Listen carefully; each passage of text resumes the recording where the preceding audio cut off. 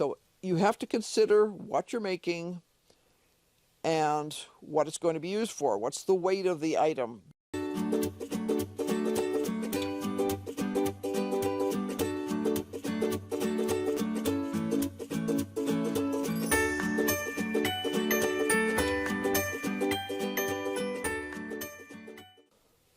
For what I'm going to be doing today, I'm going to be making things like this that are beefier.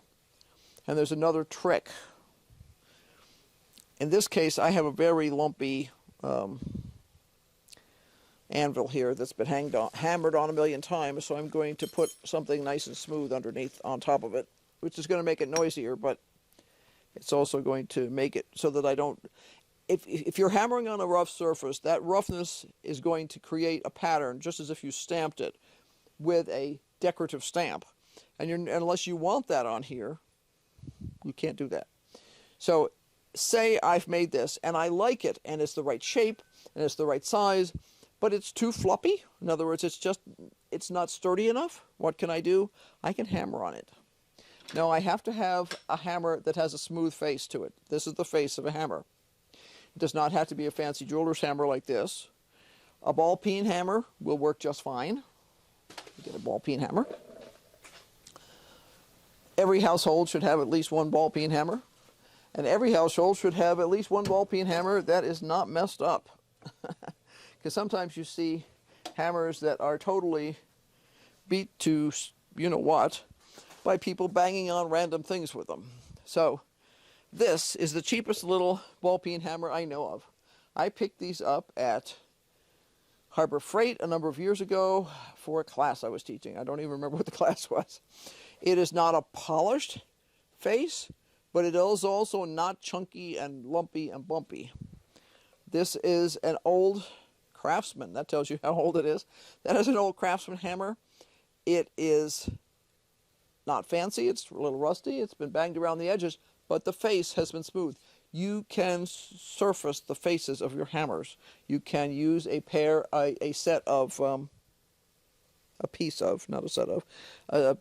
of wet and dry sandpaper with some water and polish it if it needs to be polished. You do not need to have anything polished for this. All you're going to do is you're going to do this. Now you'll notice I'm not wanging this thing.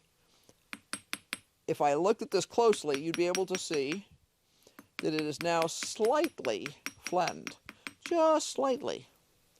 And I can flip it over, I can move it back and forth. And what this does is it makes the metal a lot harder. What I've done is that hammering has crystallized the metal, which makes it stiffer. It makes it more brittle, but that's not usually a problem in a situation like this. But it has created a much sturdier piece. So when I'm making something like this, I can change how floppy this little guy is, even the little guys like this, by simply hammering them flat a little bit. And that makes him stiffen up a lot. Now, I could do it as a decorative feature too, where I take a larger piece of wire and I purposefully hammer it flatter. That becomes a decorative choice as an artist. But making these little guys, this is probably less than 2 inches of, it's definitely less than 2 inches of wire, even counting the fact that I've made little loops at the ends. Unless you're using gold, this is going to be really cheap to make. Right now, anything you make with gold is not going to be cheap because it's about 17 something an ounce, I think. When I say 17 something, I mean 1,700 and some odd dollars an ounce. So that's pricey no matter how small the piece is. But for average jewelry stuff, you know, this is a good way to do it. You can use gold-filled wire for this. What you need to be aware of with gold-filled wire is the gold is only around the outside of the wire. It is not on the inside of the wire. It is literally a brass core with gold mechanically wrapped around it. You cannot see where it's been wrapped. It's nice and smooth, just like everything else. It has been fused with heat. Don't ask me exactly how it works. I have never gone into the manufacturing steps involved in this. But it gives you what looks to be gold, but has a brass core and allows you to produce something that will not tarnish the way brass will.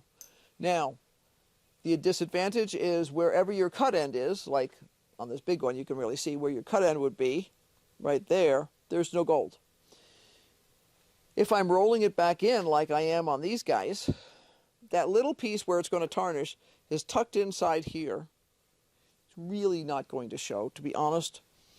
And it's a great, inexpensive way to produce what looks like gold and what behaves like gold in the sense that you won't get like brass and bronze and all those other copper alloys turn my skin green. They just do. Silver does too. Regular old sterling silver does. Because it's got copper in it. And copper makes my skin go green. It's not going to hurt me, but it looks kind of yucky sometimes. And if you don't want that, using gold filled allows you to cheat a little bit. I normally use gold-plated latches for most of my, anything that's supposed to be gold will be gold-plated. Anything that's supposed to be silver will be silver-plated, unless it's solid silver. Right now, with the price of gold, someone can order something that's real gold, but they're going to have to put down a deposit, shall we say, because I'm not putting that out up front. Well, I hope this gives you a thought about how you could possibly make some little hooks for yourself. I have a bunch of little hooks to make now. I'm going to get this guy out of the way because I don't need this to be fancy. I just need to not have my block get messed up. I'm trying to keep him from getting all scarred up, so I have him for when I need to do something fancy. And I'm just going to run through making a couple of these real quick. And then I'm going to get on with other projects because I have a zillion of them. Somewhere in my collection of stuff. Oh, that's, I was going to check my toolbox and see if I had a little bag of...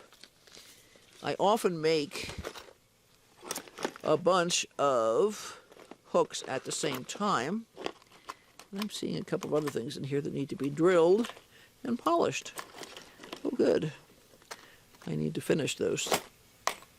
Okay. Stuff. There is stuff. I have more stuff I need to go through. What a concept. Never totally unpacked after we came back from Pennsylvania this year, which is a bad plan. It just seems like I've been up to my armpits ever since we got home. Oh, there's an example.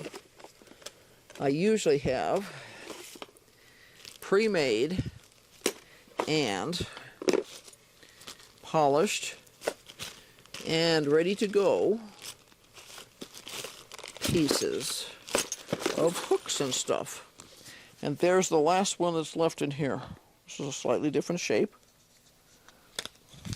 This was in my big rolly toolbox that I take with me to events.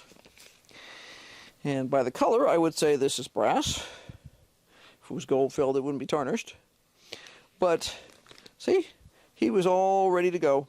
And you can do slightly different shapes depending on what you want. See, I found some buttons in there. I need to I need to drill holes in the back so they can be sewed on, and I need to polish them. I'm not sure how they got in there. I must have taken them with me just in case I ran out of buttons, and I didn't run out of buttons. So I need to go through there, find out what else is hiding in there. Shouldn't be much. I got most of it out, but I missed those. I was like, why are there buttons in here?